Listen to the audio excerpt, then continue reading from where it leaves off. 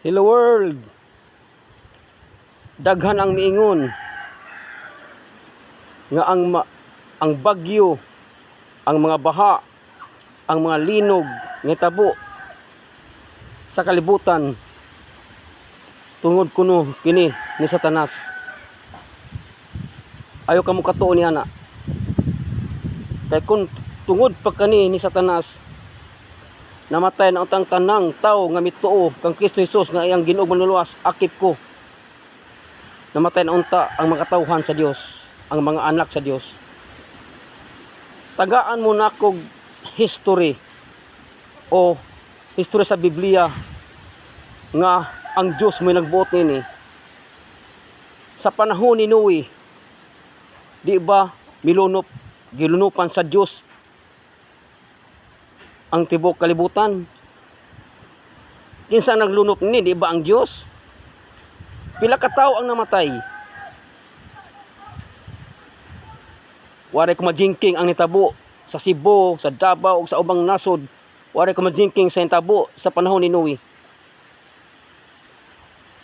Nga hitabo kini ngano man tungod sa kadautan sa tawo sa panahon ni Noe. Kung unsa kadautan sa mga tawo sa panahon ni Noe, unsa nakakaron.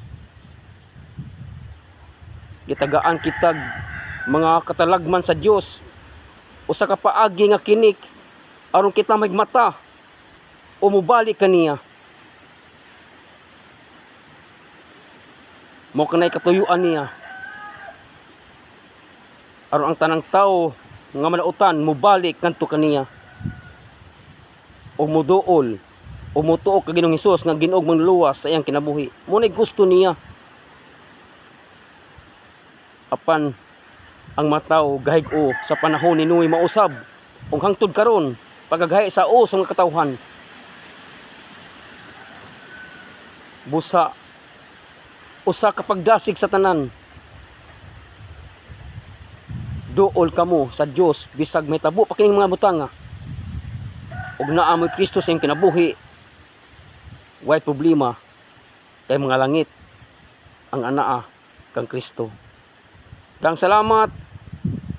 Maayong Domingo sa tanan. God bless.